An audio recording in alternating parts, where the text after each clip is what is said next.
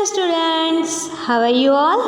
I hope you all are fine and safe at your home. Today we are going to learn subject Hindi for grade 4th and topic name is संज्ञा और उसके प्रकार. मैंने यहाँ पर दो pictures रखे हैं. फर्स्ट वन है फार्मर्स मार्केट मतलब बाज़ार, सेकंड वन है ज़ू मतलब चिड़ियाघर. तो दोनों पिक्चर में आप लोग देख रहे हो कि बहुत सारे लोग हैं जो बाज़ार में घूम रहे हैं, सब्जियां है, फल है वो खरीद रहे हैं. और चिड़ियाघर में लोग विज़िट करने गए हैं. क्या देखने के लिए? तो एनिमल्स एंड बर्ड्स. तो यहाँ पे लोग हैं मतलब व्यक्ति में जाएंगे, सब्जियां है, फल है, बहुत सारे यहाँ पे हैं तो वो चीज़ों के बारे में मतलब वस्तु में जाएंगे. और मार्केट मतलब बाज़ार और चिड़ियाघर दोनों किस में जाएंगे? स्थानों के नाम में जाएंगे. और जो एनिमल एंड बर्ड्स हैं वो पशु और पक्षियों के नाम में जाएंगे. तो यहाँ जो बहुत सारे लोग आपको दिख रहे हैं उसको हम क्या कहते हैं? सिंपल लैंग्वेज में संज्ञा कहते हैं. क्या कहते हैं? संज्ञा कहते हैं. व्यक्तियों के नाम उसको संज्ञा कहते हैं.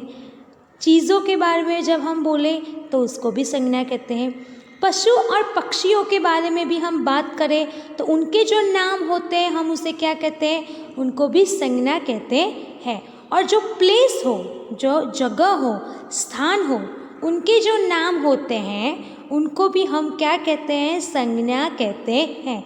कोई भी नाम वाला शब्द हो, इन शॉर्ट कोई भी नाम वाला शब्द हो उसे हम क्या कहते हैं? संज्ञा कहते हैं. नेक्स्ट, संज्ञा और उसके प्रकार.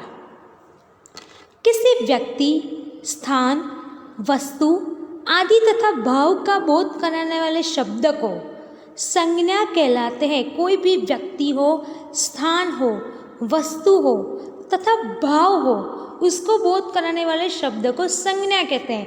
भाव मतलब हम चिड़ियाघर देखने गए, ज़ू में विज़िट करने गए, हमने बहुत सारे एनिमल्स वहाँ पे देखे और उसको देखकर हमें बहुत खुशी हुई, हम बहुत हैप्पी हुए.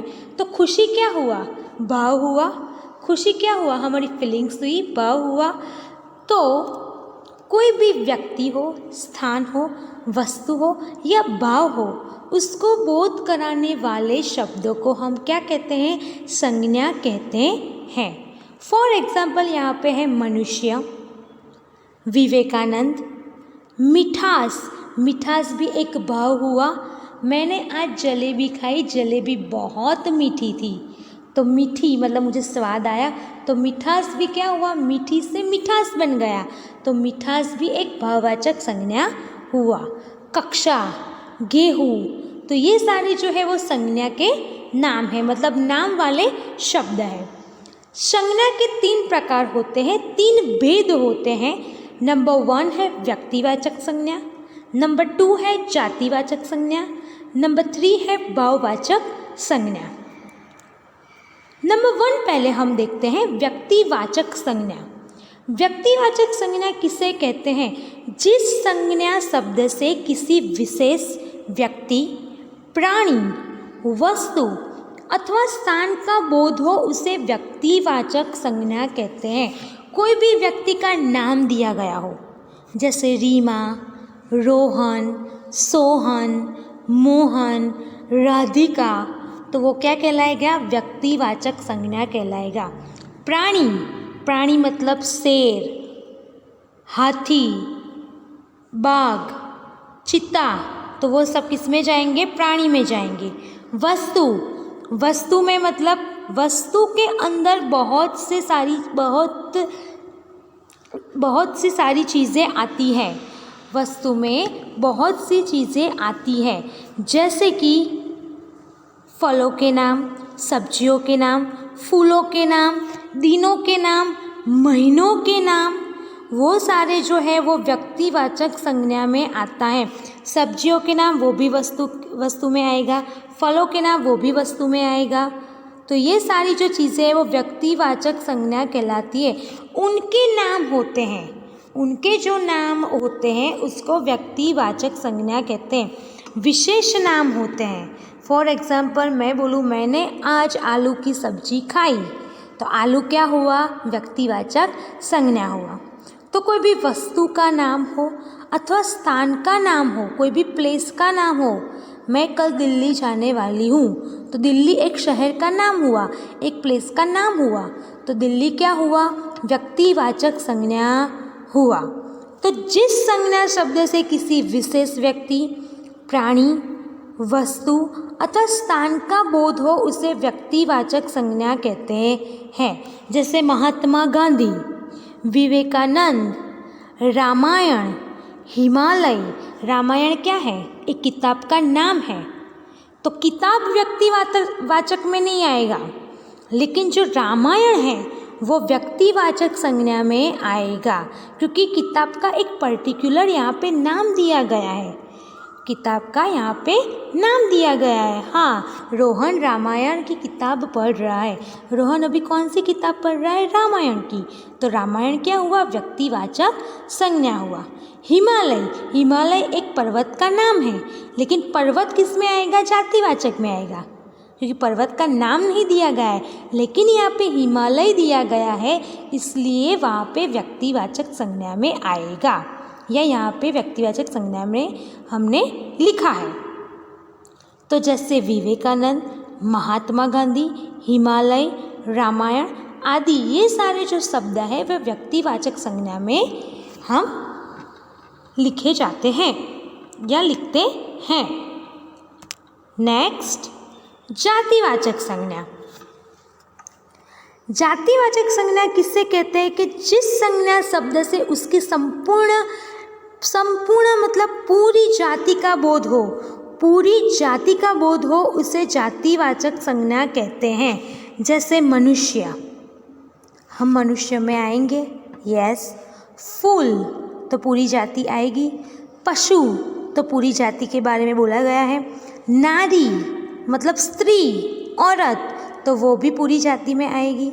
आदमी वो भी पूरी जाति में आएगा।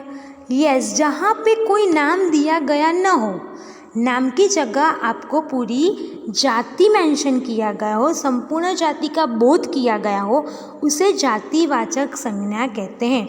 जैसे कि मनुष्य है, मनुष्य में नाम नहीं बोला गया है, मनुष्य में नाम नहीं बोला गया है, इसलिए वो मनुष्य ही रहेगा। नारी है, स्त्री है, लेकिन उनका नाम नहीं दिया गया है, तो वो जातिवाचक में ही बोला जाएगा। पशु है, तो यहाँ पे पशु के नाम नहीं लिखे हैं। फॉर एग्जाम्पल शेर, गाय, बकरी, ऊंट, पशु बोला है, जाति के बारे में बोला है, नाम नहीं दिया गया है पर्टिकुलर, तो वो जाति में कहलाएगा।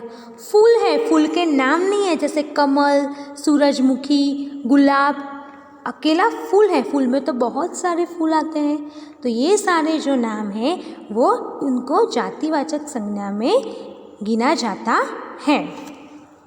नेक्स्ट, लास्ट, भाववाचक संज्ञा। भाववाचक संज्ञा किसे कहते हैं? जिस संज्ञा शब्द से पदार्थों की अवस्था मतलब पोजीशन, गुण, दोष, धर्म आदि का बोध हो, उसे भाववाचक संज्ञा कहते हैं। जैसे बचपन एक अवस्था हुई, एक पोजीशन हुआ। मैं बचपन में बहुत खेलती थी, मैं बचपन में बहुत खेलती थी, तो बचपन मतलब मैं जब छोटी थी, बचपन मतलब हम ऐसा सोचेंगे हमारी पोजीशन, हमारी अवस्था आ जाएगी कि हाँ मैं जब छोटी थी तो मैं बहुत सारा खेलती थी। वीरता मतलब बहादुरी, तो वो भी एक भाववाचक में आएगा। दया, किसी कोई गरीब बैठा हो और उसे देखकर हमें दया आए, अंदर से हमारी फीलिंग्स निकले, हमारे इमोशंस बाहर आए और हम उसे कुछ दे दे, पैसे दे दे या खाने की कोई चीज़ दे दे, तो दया है वो भी हमारा एक भाव है, तो वो भी एक भाववाचक संज्ञा में गिना जाता है। रसीला, मैंने आज बहुत अच्छा रसीला आम खाया, तो रसीला भी कैसा होता है? वो भी एक भाव है, तो वो भी भाववाचक संज्ञा में गिना जाता है। Okay, thank you. तो आज हमने सीखा संज्ञा, संज्ञा के प्रकार। आपको सिर्फ ये पीपीटी देखनी है, मेरा वीडियो देखना है, पढ़ना है और समझना है, लिखना कुछ भी नहीं है। इसके बारे में उसका जो मीनिंग है, उसके जो प्रकार है, वो हम कल लिखेंगे। ओके, तो आज हमें कुछ लिखना नहीं है, सिर्फ आपको पढ़ना है और समझना है। Okay, bye everyone and stay safe and stay home.